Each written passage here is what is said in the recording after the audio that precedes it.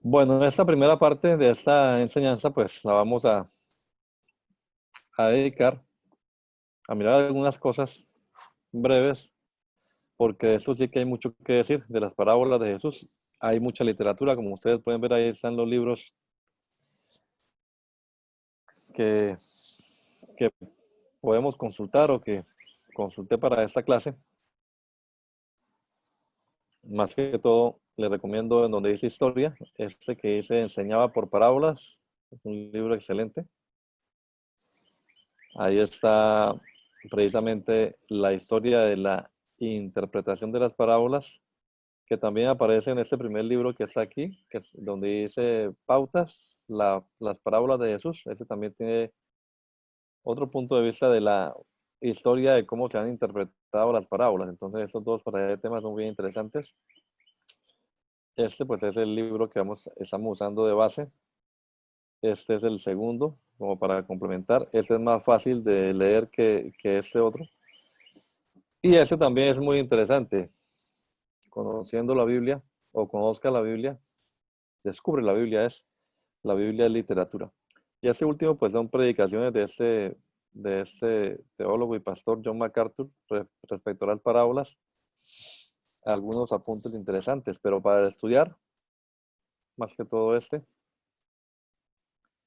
Y este otro también son algunas enseñanzas de este señor Antonio Cruz, un teólogo español.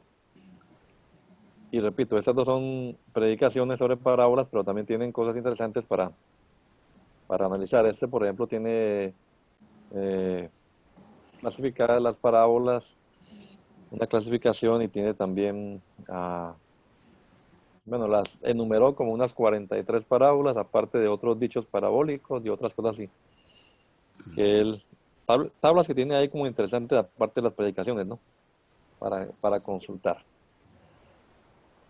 Bueno, en este tema lo que vamos a resaltar es el peligro que hay de alegorizar las parábolas. Vamos a ver que definitivamente una parábola es distinto a una alegoría y que de todas maneras hay una tendencia todavía en muchos en convertir en alegoría las parábolas. Entonces la predicación alegórica levanta muchos amenes y muchos aplausos a veces, pero realmente la gente que no estudia a profundidad la palabra de Dios. Si usted estudia la palabra de Dios se va a dar cuenta, pues como hemos dicho ya, seguramente ustedes también lo vieron en Hermenéutica 1, que el método alegórico de interpretación no es el más apropiado para nosotros, sino el método histórico-gramatical, ¿verdad? Entonces eso deja a un lado pues el tema de las alegorías. Bueno, entonces vamos a empezar hablando un poquito acerca de qué es una parábola, o sea, la definición de parábola. Ahí comienza ya el primer problema, digámoslo así, hermenéutico o exegético, porque no todo el mundo se pone de acuerdo en lo que significa teológicamente, ¿no? Porque pues si uno va a las matemáticas, a la trigonometría es una cosa, una parábola, pero en la Biblia, en las cuestiones eh, teológicas, pues obviamente tiene otra connotación.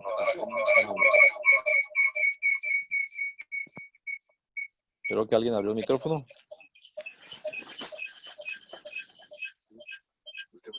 Bueno, pero básicamente lo que indica esto es que hay una comparación.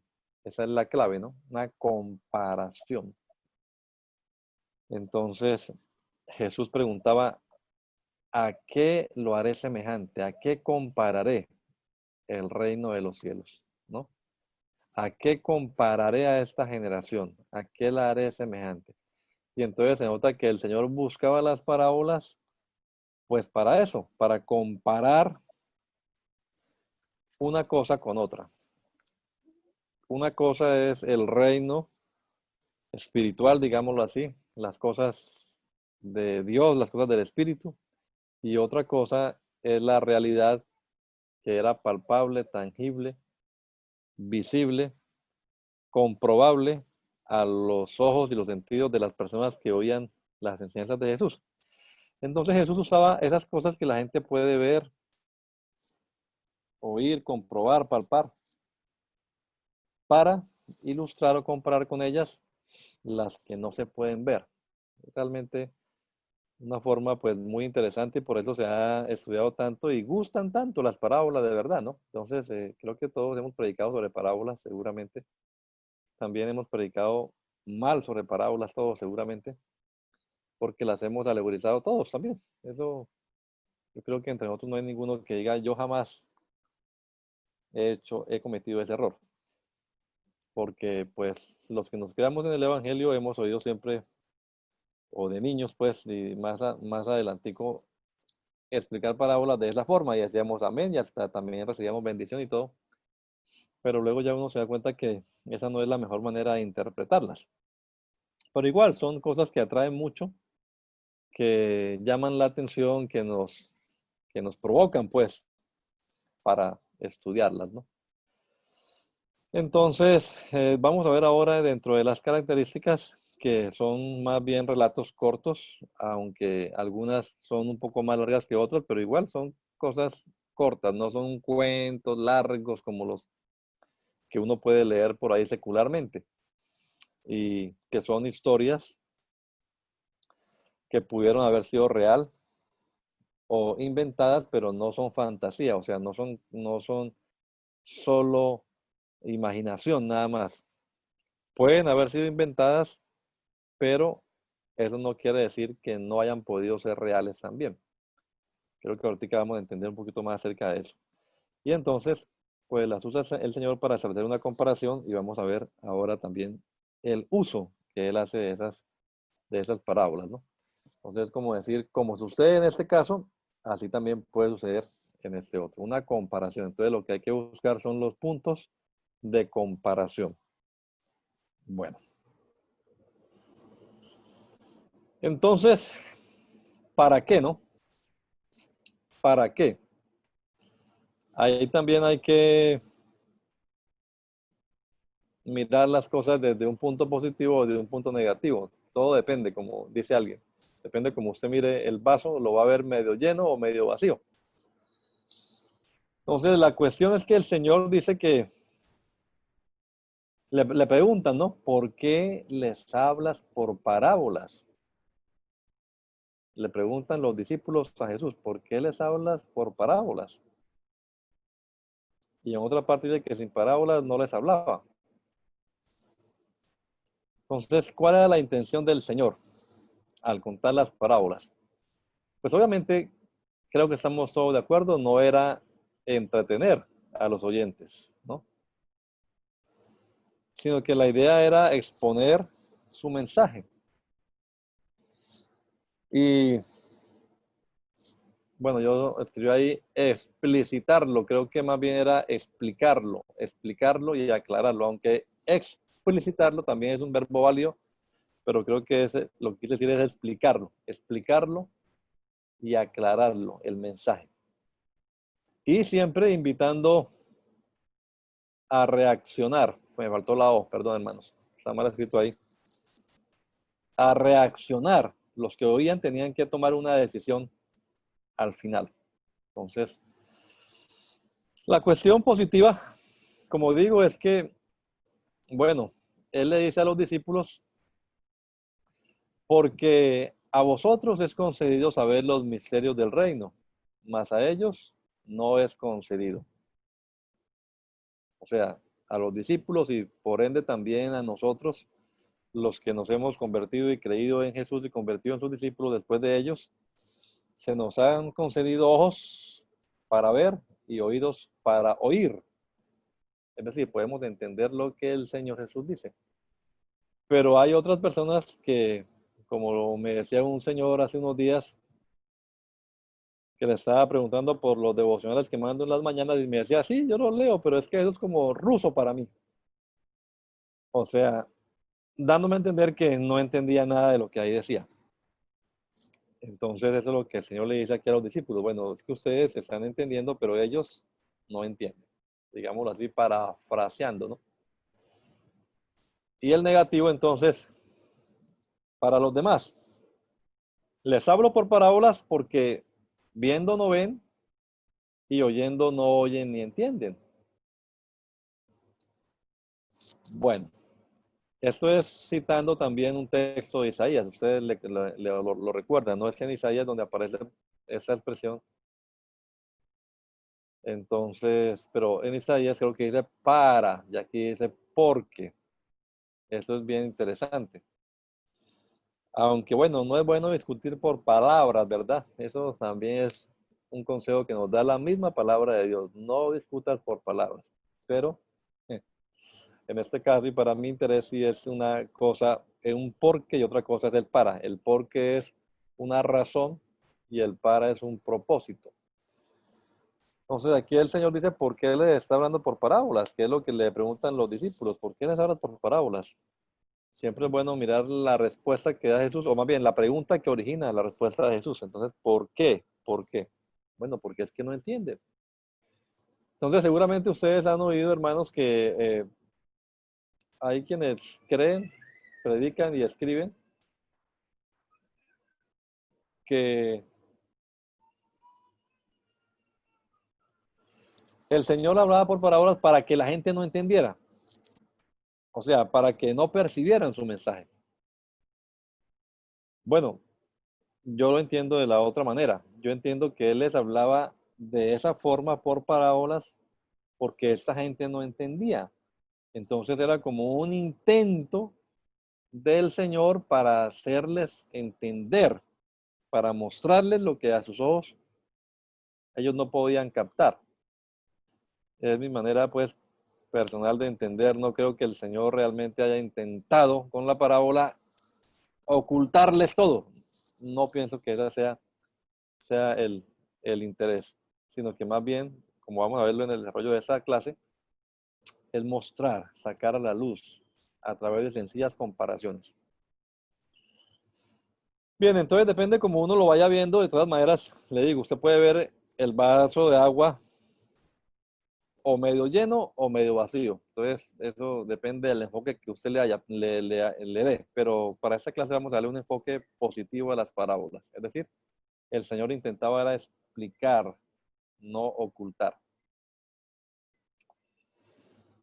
Bueno, ahora vamos a mirar algunas características. Entonces, entre las características más sobresalientes de las parábolas, podemos nosotros mencionar estas, que son como una especie de cuento, una narración, y no tienen un formato estándar.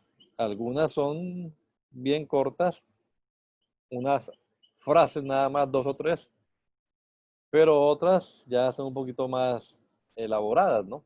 No es lo mismo, por ejemplo, decir que el reino de los cielos es semejante a un hombre que buscaba perlas y encontrando una fue y la vendió y compró aquel campo donde estaba la perla, o compró aquella perla, perdón, que eso se dice rapidito y se lee rapidito.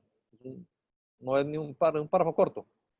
A contar la historia del hijo pródigo, que así la conocemos, aunque dicen algunos que así no se debería llamar, ¿no? Pero sabemos a qué nos estamos refiriendo, que esa sí es más larga. Entonces, un padre tenía dos hijos y comienza la historia que se demora un poquito más. Creo que esa es de las más, de las más largas. Entonces, no hay un estándar en tamaño. Es una historia de tamaño variable. Todas las parábolas de Jesús son tomadas de la vida diaria. O sea, no incluyen nada que sea ajeno a los primeros destinatarios, a los oyentes. Entonces, ustedes pueden recordar que él habla de, como la figura lo muestra ahí, del sembrador, pues era una comunidad agrícola. También les dice, los haré pescadores de hombres, pues estaban pescando.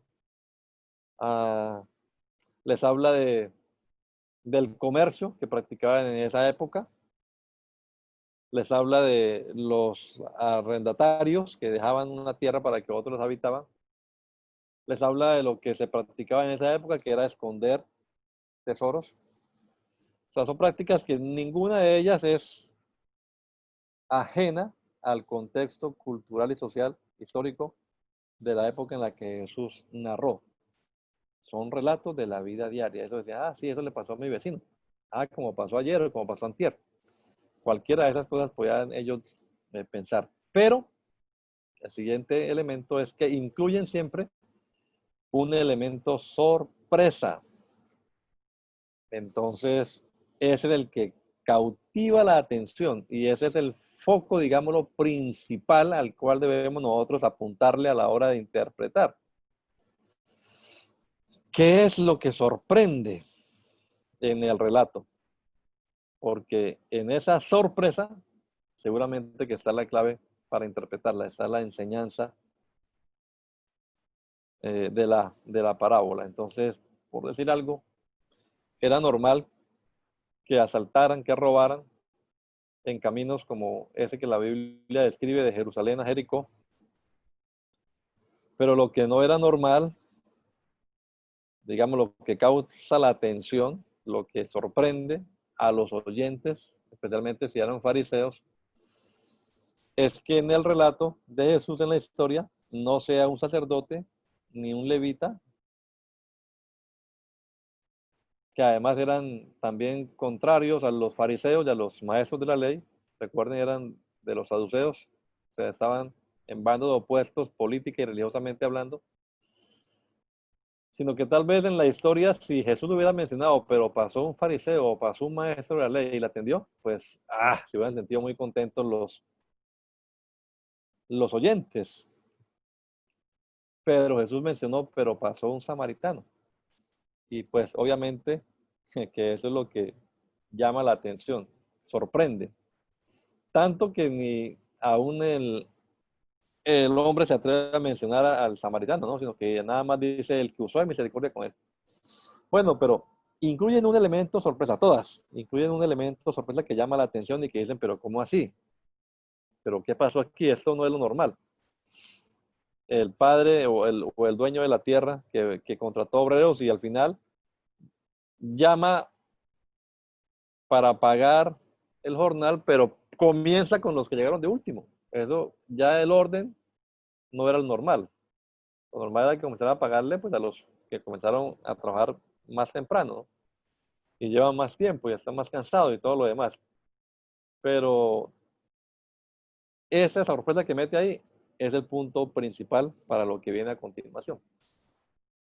Y pues más sorpresas cuando reciben el mismo salario, en fin.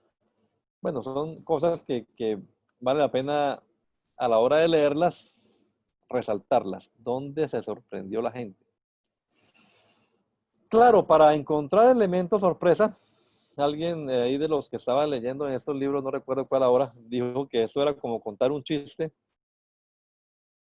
pero seguramente que a ustedes y a mí nos ha pasado, hermanos, que hemos contado un chiste y luego nos ha tocado que ponernos a explicarlo. Entonces ya uno dice, ya pierde la gracia, o sea, eso, a veces uno prefiere ni explicarlo, ¿no? Ya es así, ya no lo entendió y listo, no dejemos, porque un chiste explicado, pues eso es como que no, de pronto sí, la persona lo entiende, pero ya no va a causar el mismo impacto, o sea, no se va a reír o va a decir, con razón, sí, sí, tiene gracia, pero no es lo mismo, no es lo mismo.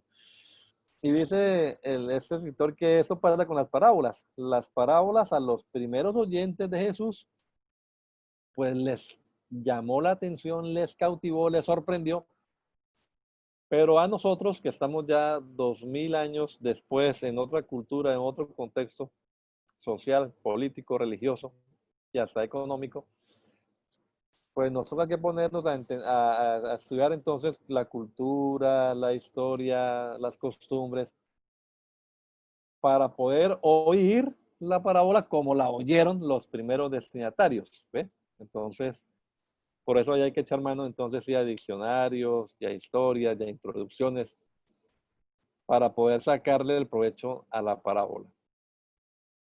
No es lo mismo escuchar la parábola del samaritano si usted no tiene ni idea que samaritanos y judíos eran enemigos, o si usted no sabe tampoco que los saduceos o los sacerdotes pertenecían a los saduceos y los maestros de la ley a los fariseos. Entonces, si uno no descubre esa rivalidad, si uno no sabe eso, pues uno no le va a encontrar gracia a la parábola, la ley ya, pues, sí, alguien que le ayuda a otro y ya, pero no es nada más alguien que ayuda a otro. Entonces, por eso hay que estudiar bien el contexto. Y ese también va a ser un punto, como vamos a ver ahora más adelante, importante para interpretar las parábolas. Descubrir en qué contexto se dieron, en qué momento se dan. Otra característica de las parábolas es que quien lo está oyendo o quienes están oyendo la parábola se van a sentir identificados con alguno de los personajes. Por decir algo, otro ejemplo, cuando Jesús fue invitado a la casa de Simón, el fariseo, ya fariseo, ¿no? Y entonces llega la mujer aquella que tenía mala reputación, digámoslo así, crudamente era una prostituta, pero comenzó a enjuagar los pies de Jesús con sus lágrimas, ¿no? Y a secarlos con sus cabellos, ¿verdad? Y a besarlo, bueno, o sea, y uno dice ahí, pero esa historia, aquí está pasando algo raro. Es obviamente, es obviamente lo que está aconteciendo históricamente hablando en la casa de Simón. Y como Jesús conoce lo que piensa Simón, porque él dijo, "Ja, ¿qué tal este? Dice que profeta, si supiera, si fuera profeta sabría quién era esta mujer". Bueno, entonces dice la Biblia que Jesús, sabiendo lo que pensaba Simón, le contó esa historia. Ay, Simón. Y entonces le cuenta la parábola, ¿no? Venga, le cuento una historia. Mire, había un hombre que tenía dos deudores y entonces uno le debía una cantidad exorbitante de dinero y al otro le debía poco. Pero igual le pagó, le perdonó a los dos la deuda que tenía y entonces,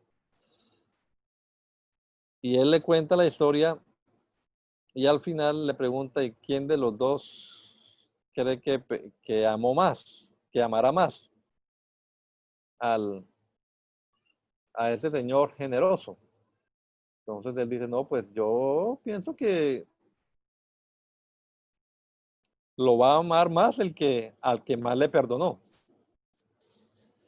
Alguien dijo por ahí, tampoco recuerdo quién, y me gusta esa forma de ver las parábolas, que las parábolas las usaba Jesús para evitar la disputa, para evitar la discusión. Entonces es como, bueno, yo pienso diferente a este hermano, pero si yo me pongo aquí a defender mi postura y a exponer mis teorías, él también va a hacer lo mismo y él se va a arranchar más, como decimos coloquialmente, se va a trincherar allá en su punto y yo en el mío, y vamos a estar discutiendo ahí sin llegar a un acuerdo. Jesús no hacía eso. Entonces Jesús lo que hacía era, pues se inventaba una historia a través de la cual llevara a su oyente, a su contrincante, digámoslo así, a ponerse de acuerdo con él. Y después de lo que estaban de acuerdo, entonces ahí sí se acaba.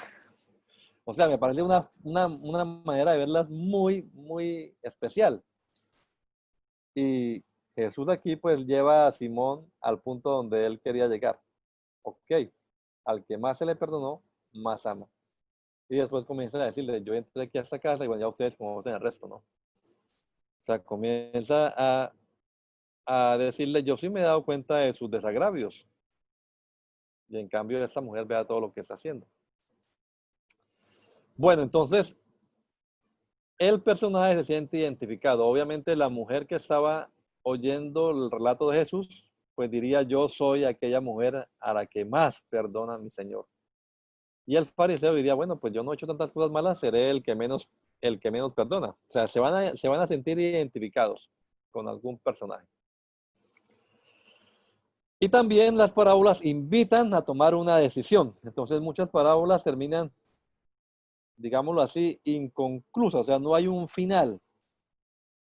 Ahora me acuerdo, por ejemplo, del enfoque que le da ese señor MacArthur a la parábola del hijo pródigo. Entonces él dice, al final no sabemos qué decisión tomó el hijo mayor, ¿verdad? El menor, pues, había sido recibido, estaba en fiesta, pero el mayor, el padre salió a invitarlo. El padre salió a invitarlo. Y le dice, es tu hermano. Era necesario hacer fiesta, pero no sabemos qué pasó. O sea, no termina la historia colorín colorado, nada, sino que queda allí.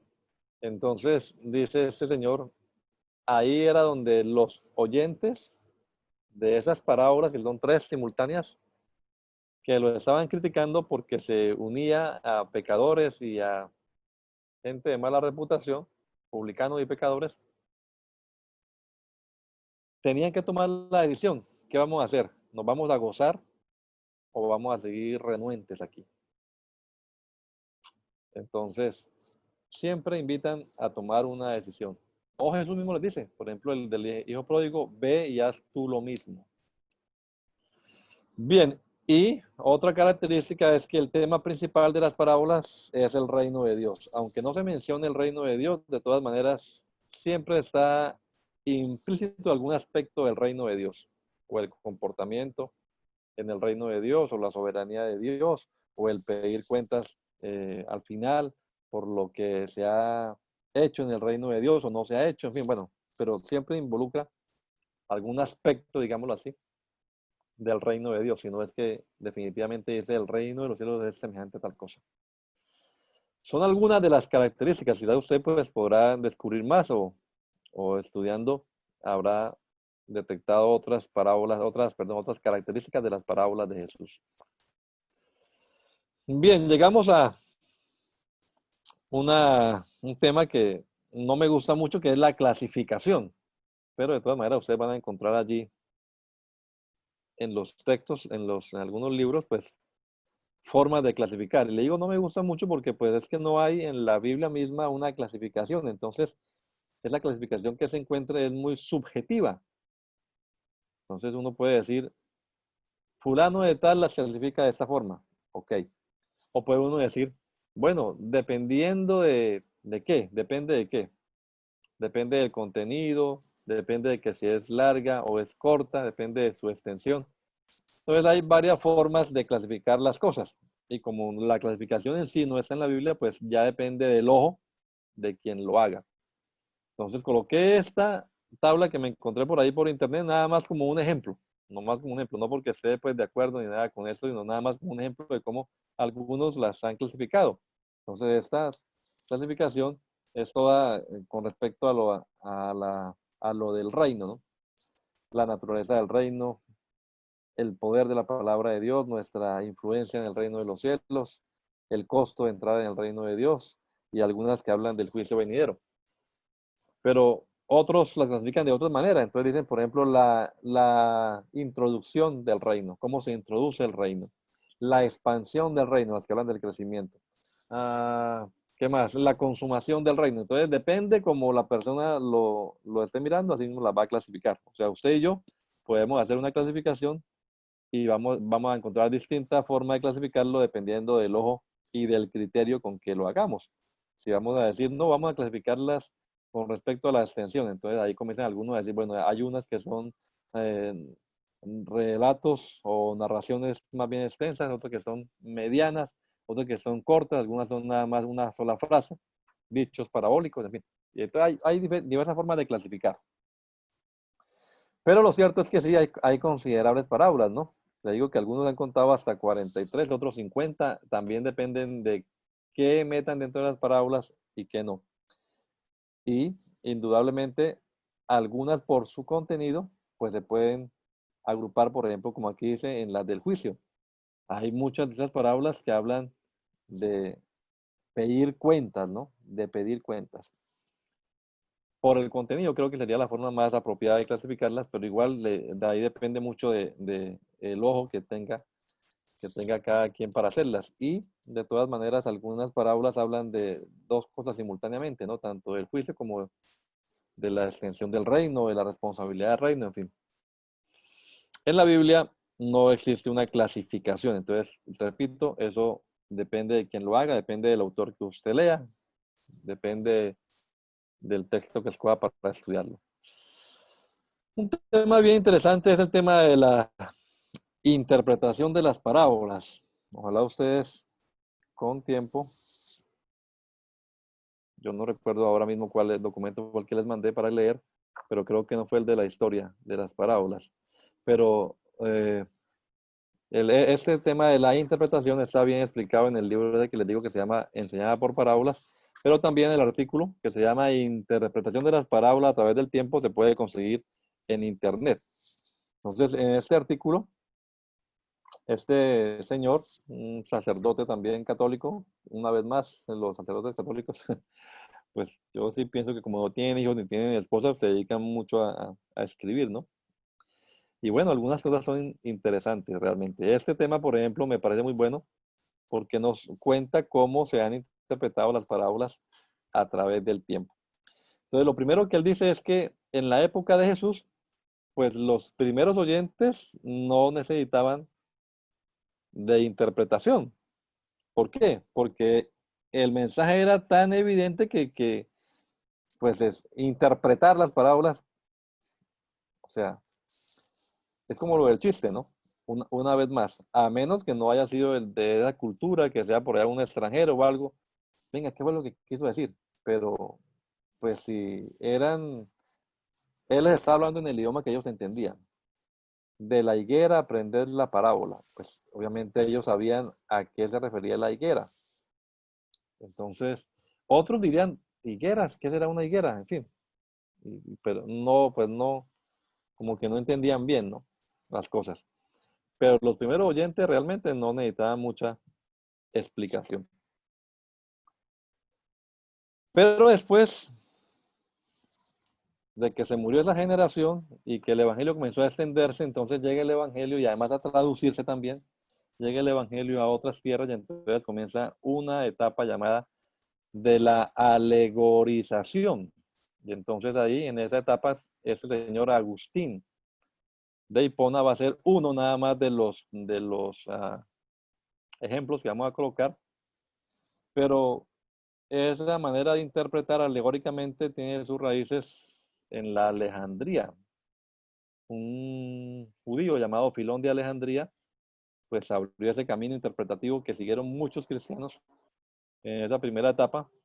Cuando usted estudia también la historia de la interpretación bíblica, va a encontrar que esta es la escuela de la alegoría y la escuela de la literalidad, que es la escuela de Antioquía, Alejandría y Antioquía.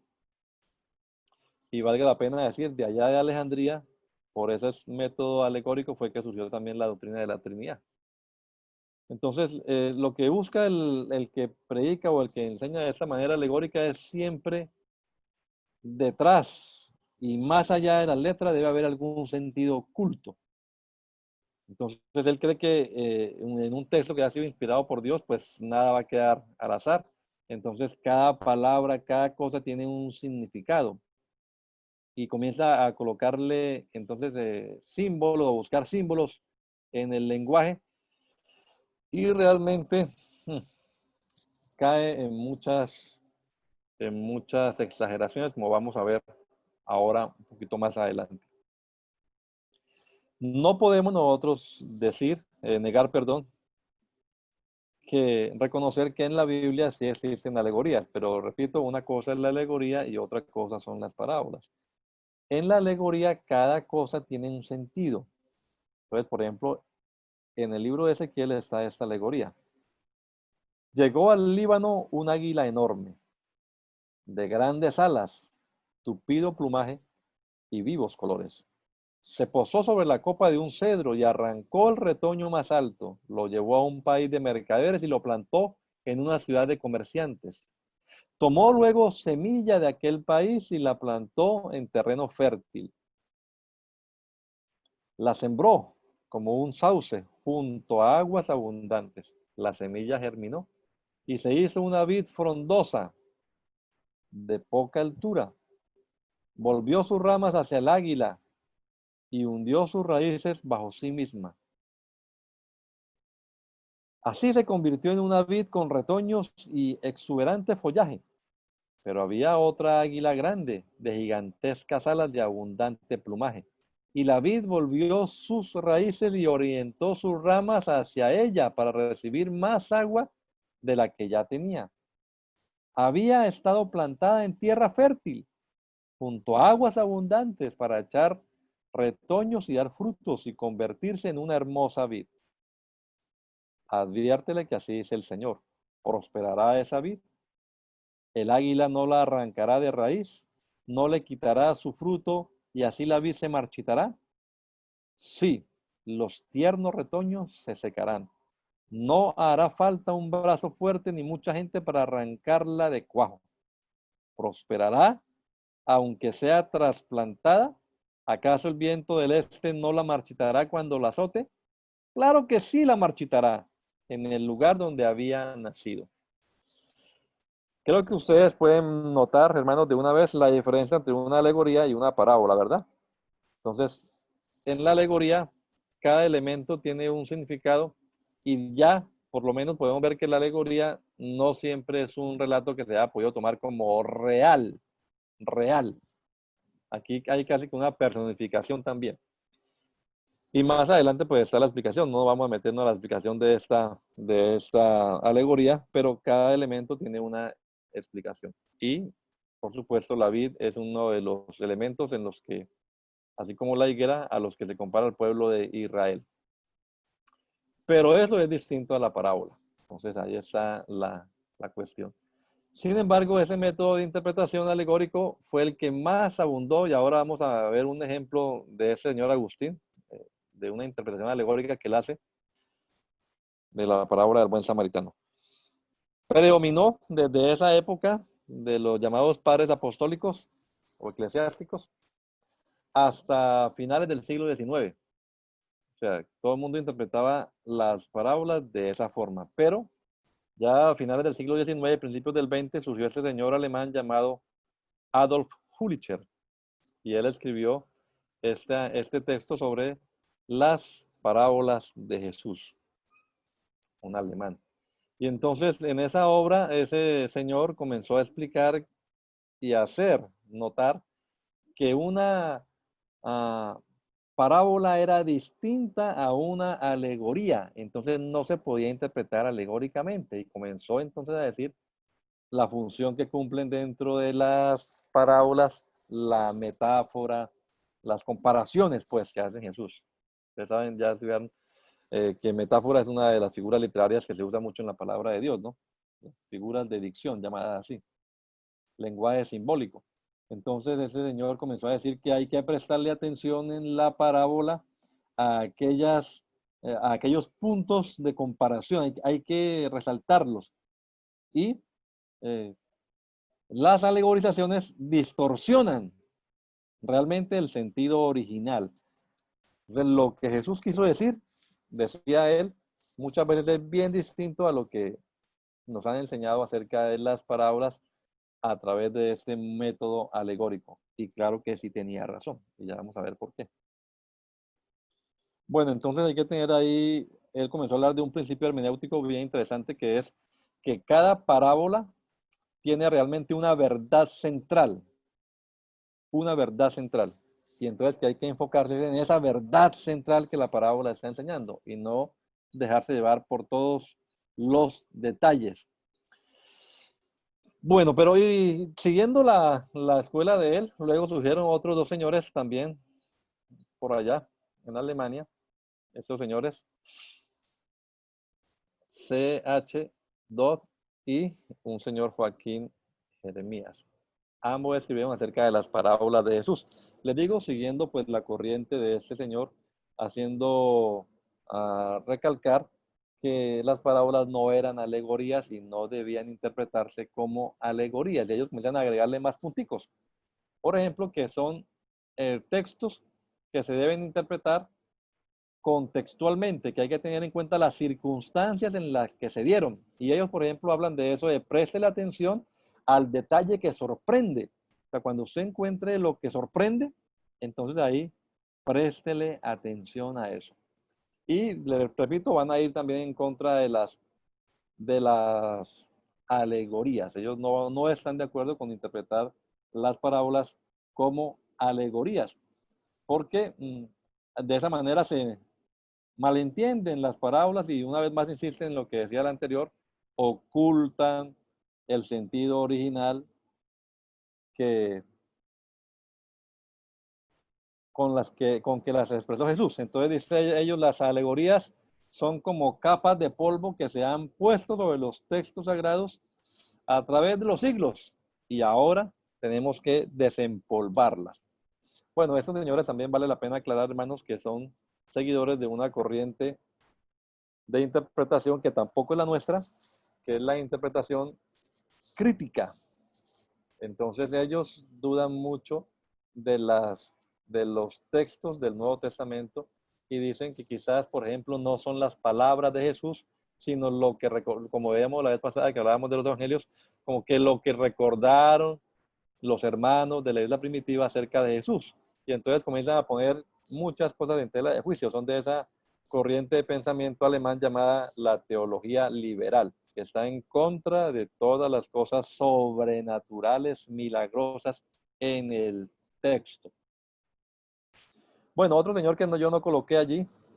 Ah, no, sí, creo que está ahí. Ese señor Trocmé, que ahí está.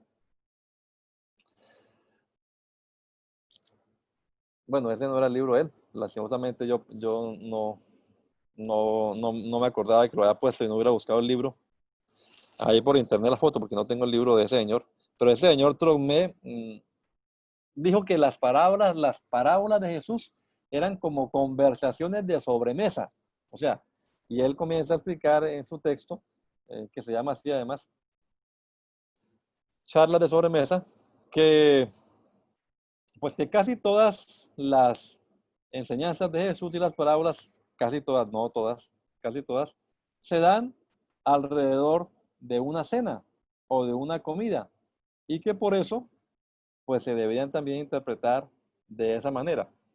Es una postura nada más de ese señor que, por mencionarla, pero no ha tenido muchos seguidores.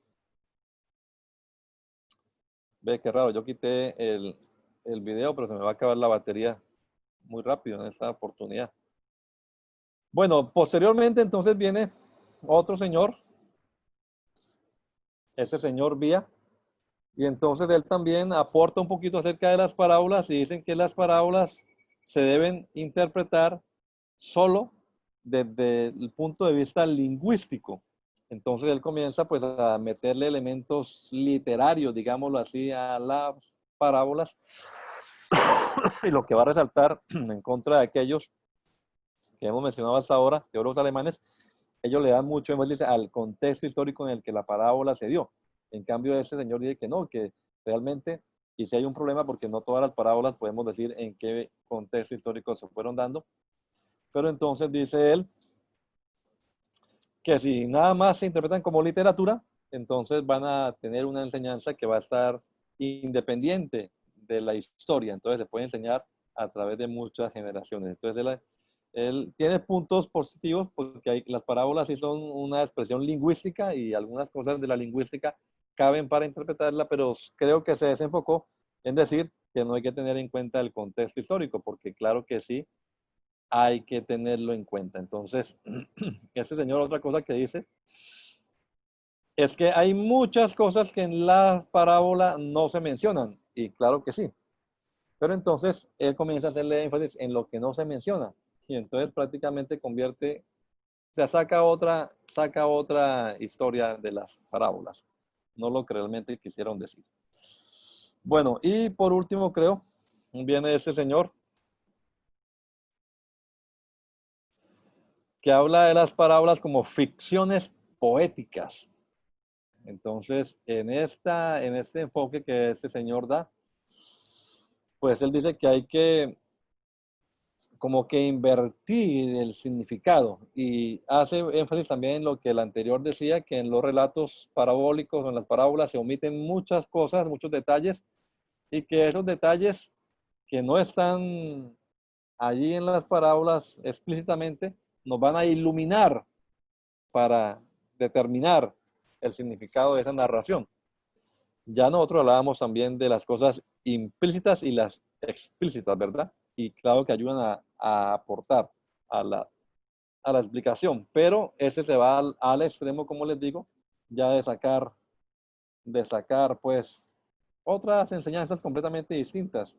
Hay un ejemplo en ese documento de la parábola del sembrador, y él comienza a meter por allá cuentos de la historia de Israel, o sea, lo que no dice la palabra de Dios. Entonces ya se va por las ramas, como dice, abre una ventana y se sale por ahí.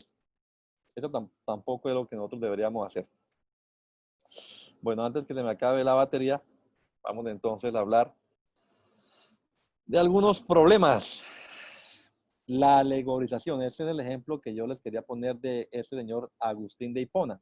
Vea lo que él dice del buen samaritano.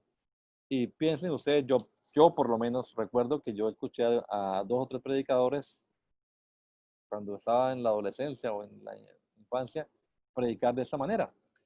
Que el hombre que bajaba de Jerusalén era Adán. Jerusalén es la ciudad celestial y Jericó, pues es la luna, dicen allí, y consecuentemente significa la mortalidad de Adán. O sea, Adán estaba condenado a muerte. Los ladrones son el diablo y sus ángeles. Que le despojaron quiere decir que le despojaron de su inmortalidad. Entonces él ya estaba sentenciado a muerte y iba para allá, para Jericó. Va a significar la muerte también. Que lo golpearon es el impulso a pecar, las tentaciones, las persuasiones a pecar. Son los golpes que nos dan Satanás y sus demonios. Dejándole medio muerto, quiere decir que ese hombre pues sí seguía viviendo, pero muerto espiritualmente. Entonces estaba medio muerto. Y el sacerdote y el levita es el sacerdocio y el ministerio del Antiguo Testamento, que para nada sirve. El samaritano, entonces, es Jesucristo. Que le curó las heridas, quiere decir que le puso freno al pecado. El aceite es la esperanza de la vida eterna. El vino es la exhortación a trabajar, a servir con un espíritu ferviente. La cabalgadura es la carne sobre la cual vino Cristo. El alojamiento es la iglesia. Cuando yo vuelva, quiere decir que después de la resurrección. Las 2 monedas es la promesa en esta vida y en la vida eterna. Y el mesonero es el apóstol Pablo. Variantes de estas, seguramente que ustedes han escuchado también. Eso es una alegoría. Y eso es lo que no deberíamos hacer nosotros con las parábolas. Es lo que debemos evitar, alegorizarlas. Porque realmente, hermanos, esto no fue lo que quiso decirle Jesús a ese hombre que le preguntó, ¿quién es mi prójimo? Entonces, la ocasión es la que genera la parábola, perdón. Entonces, lo que Jesús quiere demostrar es quién es el prójimo y cómo debe comportarse un prójimo. Pero vea por dónde fue. Esto por acá ni menciona la palabra prójimo. Entonces, ese es el grave problema hoy en día, creo yo, de las parábolas, que todavía somos tentados a veces a alegorizarlas. Pues claro, así las han interpretado, repito, durante 19 siglos y nada más ahora en estos últimos 2 siglos prácticamente es que se está redescubriendo las parábolas con una interpretación basada en lo que se entendió primeramente. Y eso es importante. Aquí quiero resaltar que cuando comenzamos la clase, decíamos nosotros en la introducción, tenemos que descubrir lo que esto significó para los primeros oyentes o destinatarios y eso traerlo a nuestra época. Entonces sí tenemos que ir, por eso repito, sí es bueno el contexto histórico y saber cómo se entendió la parábola en esa época, cómo se entendió el chiste, como decíamos hace un rato. Pautas que hay que tener en cuenta. Prestemos la atención al contexto histórico en el que la parábola se generó. O sea, miremos qué hay antes. Entonces, a unos que se justificaban a sí mismos, ¿verdad? A esos, el Señor les dirigió una parábola. 2 hombres fueron al templo a orar, ¿verdad? Pero entonces, esa parábola no está sola. Mire qué es lo que hay antes. Y a esas personas es que va dirigida esa parábola. O sea, esa parábola tiene algo que decirle a esas personas. Repito, a los que criticaban a Jesús porque les juntaba con pecadores y publicanos, entonces les contó las parábolas del capítulo 15 de Lucas. Y bueno, no todas, lastimosamente no todas nos cuentan el contexto, pero algunas sí. Identifique el elemento sorpresa, lo que decíamos ahora, ¿no? Entonces, preste la atención a ese elemento sorpresa, donde la gente, claro, para identificarlo, repito, tenemos que meternos un poquito en el contexto histórico, social y cultural de la época. Pero una vez que lo identifiquemos, prestemos la atención porque ahí va a venir algunos puntos de comparación. Y entonces enfóquese en esos puntos de comparación. Centrémonos en esos puntos que ya detectamos que causan admiración y miremos cómo sacamos la enseñanza para nosotros. La parábola de los labradores, de los obreros de la última hora, está enmarcada bien, usted la puede ver, que está enmarcada en una frase que los primeros serán postreros, tanto antes como después. Ese es el contexto. Y fíjese que en la parábola llama la atención cuando los primeros se quedaron de último en la fila. Entonces, de ahí en adelante comience usted a enfocarse en lo que pasa allí. Claro, ahí viene la recompensa que es la misma para los unos que para los otros. Los otros pensaban, bueno, ya viene la explicación, pero no vamos aquí a explicar la parábola tampoco, ¿no? Bien, y si lográramos ese cuarto punto, pues sería lo ideal, porque sería como ver el chiste y entenderlo y reírnos. Si tratamos de experimentar lo que sintieron los primeros oyentes. Entonces, repito, en la casa de Simón, una cosa sintió Simón, pero otra sintió la mujer que estaba a los pies de Jesús. Entonces, si uno pudiera como experimentar eso, no, entendimos perfectamente la parábola. ¿Y cuál es la interpelación? O sea, ¿qué es lo que la persona debe decidir después de escuchar la parábola o de entenderla? Y entonces ahí sí saque el verdadero mensaje de la parábola, la verdad central. Ese señor